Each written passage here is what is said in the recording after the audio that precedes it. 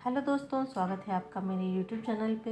अगर आपको मेरी कहानी पसंद आए तो लाइक करें और अगर आप मेरे चैनल पे नए हैं तो सब्सक्राइब करें। गौरव उठो ना, देखो तो मम्मी जी कहाँ रह गई हैं। 9 बजने वाले हैं, अभी तक नहीं आई।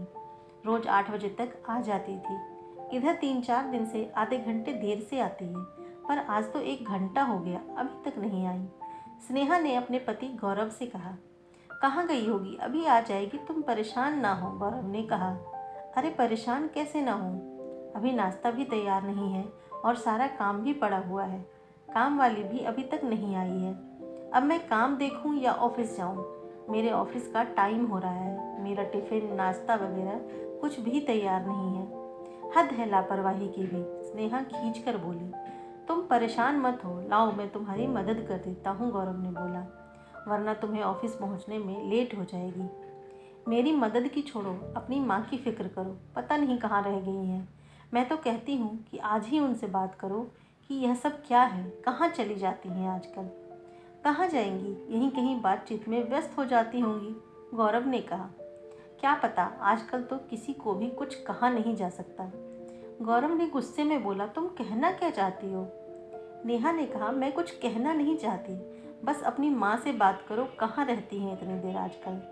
कहते हुए वह काम में लग गई। यह बात हो रही थी उमा जी के बारे में, जो पति की मृत्यु के बाद गांव से शहर अपने बेटे बहू के साथ रहने आई थी। गांव में अकेले कैसे रहोगी, यह कहकर उनका बेटा गौरव उन्हें अपने साथ शहर ले आया था। जब से उमा जी आई थी, धीरे धीरे घर के सारे काम की जिम्मेदारी उन पर ही आ गई थी। गौरव उनका इकलौता बेटा और स्नेहा उनकी बहू दोनों ही एक अच्छी कंपनी में नौकरी करते थे। वंश उनका 2.5 साल का पोता था जो प्ले स्कूल में जाता था। उसे छोड़ने और लाने की जिम्मेदारी भी उमा जी के ही कंधों पे आ गई थी। पहले तो घर के सभी कामों के लिए काम वाली थी और एक फुल टाइम मेड रखी थी जो पोते वंश की देखभाल करती थी। पर एक के बाद एक करके सबकी छुट्टी कर दी गई थी कि वह सब सही से काम नहीं करती हैं। बस एक बर्तन और साफ सफाई वाली आती है। उमा जी ने अपना ही घर है यह सोचकर बेटे बहू पोते सबकी जिम्मेदारी अपने ऊपर ले रखी थी। पर इतना सब करने के बाद भी उनकी इस घर में इज्जत नहीं होती थी। स्नेहा तो कभी सीधे मुंह बात ही नहीं करती थी, उसे तो सिर्फ अपने काम से ही मतलब था। उमा जी अपने बेटे गौरव के मुंह से प्यार के 2 बोल सुनने को भी तरस कर रह जाती थी। एक दिन तो स्नेहा को फ़ोन पर बात करते हुए उन्होंने जो सुना वह उनके लिए असहनीय हो गया था। वह फ़ोन पर किसी से हंसकर बात कर रही थी। अरे अब बहुत आराम है, वंश की भी चिंता नहीं रहती। गौरव की माँ ने बहुत अच्छे से घर संभाल रखा है, इसलिए ही तो उनको गांव से यहाँ ले आए कि उनका पैसा भेजना और यहाँ काम वालियों के पैसे देना दोनों बच रहे हैं और काम भी अच्छा हो रहा है। वंश की देखभाल भी बिल्कुल मुफ्त में, फ्री में फुल टाइम मेड मिल गई है, वरना इन मेड के नखरे तो आजकल उठाए नहीं जाते। तंग आ गई थी मैं, तब हम लोगों ने यह रास्ता निकाला। इसके आगे उमा जी सुन न सकी थी। असहनीय पीड़ा हुई उन्हें, मन बहुत परेशान हो गया यह सोचकर कि जिसे वह अपना घर बेटा बहू समझ रही थी, उनके लिए उनका कोई महत्व ही नहीं था। उनकी स्थिति घर में सिर्फ एक फुल टाइम मेड की थी। बहू को क्या दोष देना, उनका खुद का बेटा भी उनका सम्मान नहीं करता था। कितने प्यार और उत्साह से वह इस घर को संभाल रही थी। पर स्नेहा की बात सुनकर वह बहुत दुखी हो गई थी। चुपचाप बिना स्नेहा को आभास कराए कि वह उनकी बात सुन चुकी है, अपने काम में लग गई थी। उमा जी के पति एक किसान थे, दूसरे की जमीन पर खेती का काम करते थे। उसी से उनका घर चलता था। खुद की कोई जमीन नहीं थी, 2 कमरे का छोटा सा अपना मकान ही था। गौरव उनकी इकलौती संतान शादी के 12 सालों बाद काफ़ी मन्नत के बाद हुआ था। वह दोनों गौरव की परवरिश में कोई कमी नहीं चाहते थे, अपना पेट काट कर भी उसकी सारी इच्छा पूरी करते थे। वह दोनों चाहते थे कि उनका बेटा पढ़ लिख जाए और बहुत बड़ा आदमी बन जाए। गौरव भी उनकी उम्मीदों पर खरा उतरा था। गांव के स्कूल में हमेशा पढ़ाई में अव्वल आता था। स्कूल की पढ़ाई के बाद शहर आ गया, कॉलेज में दाखिला लिया। पढ़ाई में अव्वल रहने के कारण स्कॉलरशिप मिलती थी। कॉलेज के बाद इंजीनियरिंग की, और एक मल्टीनेशनल कंपनी में इंजीनियर सेलेक्ट हो गया। गौरव ने फ़ोन कर पापा को अपनी नौकरी के बारे में बताया था, जिसे सुनकर वह दोनों बहुत खुश थे। उमा जी ने उससे कहा, बेटा अब तो कुछ दिन के लिए घर आ जा, कितने दिन हो गए हैं तुम्हें देखे हुए। क्या माँ, अभी तो नौकरी मिली है, अभी छुट्टी नहीं मिलेगी, गौरव ने कहा। 6 महीने बाद देखता हूँ, छुट्टी मिलते ही आऊँगा। करीब 8-9 महीने बाद गौरव आया 2 दिन के लिए, माँ पापा के लिए खुशखबरी लेकर कि वह एक लड़की को पसंद करता है और अगले महीने ही दोनों शादी कर रहे हैं। शादी की बात सुनकर दोनों पति पत्नी अवाक रह गए थे। अपने इकलौते बेटे की शादी को लेकर उन दोनों के सारे अरमान धरे के धरे रह गए थे।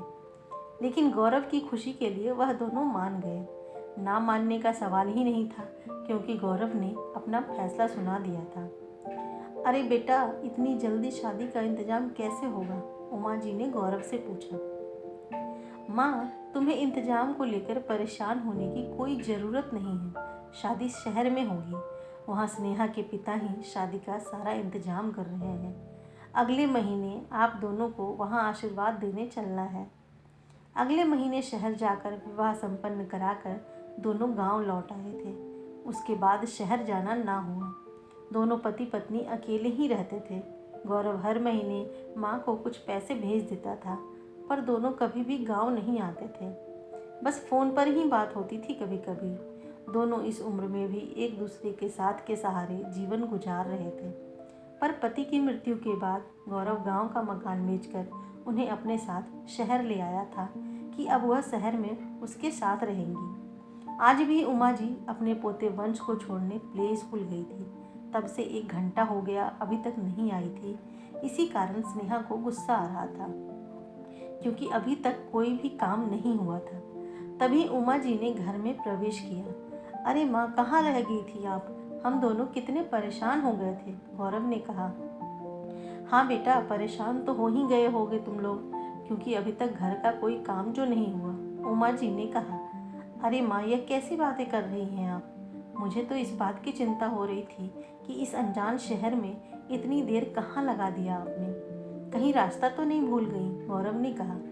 मुझे खुशी हुई है सुनकर बेटा कि तुझे अपनी बूढ़ी माँ की इतनी चिंता है, पर अब अपने घर को संभालो तुम लोग, क्योंकि मैं जा रही हूँ, उमा जी ने उत्तर दिया। जा रही है? मगर कहाँ और क्यों? गौरव और स्नेहा एक साथ बोल उठे। स्नेहा के तो चेहरे का रंग ही जैसे उड़ गया था, यह सोचकर कि अब घर और वंश को कौन संभालेगा, सारे काम कैसे होंगे। जब से उमा जी आई हैं तब से तो वह घर में तिनका भी नहीं हिलाती थी। सारे काम और वंश की देखभाल सब उमा जी ही करती थी और वे दोनों निश्चिंत थे। काम वालियों को दिया जाने वाला पैसा भी बच रहा था। पर माँ, आप कहाँ जाएंगी? अब तो गांव का मकान भी नहीं है और इस उम्र में आप अकेले कहाँ रहेंगी? आपको यहाँ क्या परेशानी है? गौरव ने पूछा। बेटा, तुम्हें इन सब की चिंता करने की कोई ज़रूरत नहीं है। मेरे रहने और खाने पीने की व्यवस्था हो गई है। क्या? कहाँ रहेंगी आप? गौरव ने आश्चर्यचकित होकर पूछा। मुझे एक डे केयर में काम मिल गया है, वेतन भी अच्छा देंगे और साथ ही रहना खाना भी।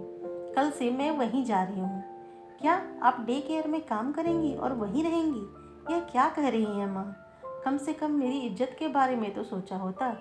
शहर में मेरी कितनी इज्जत है और उसे आप धूल में मिला रही हैं। गौरव गुस्से से बोला। अच्छा माँ जी, इसी वजह से आजकल आपको देर हो रही थी।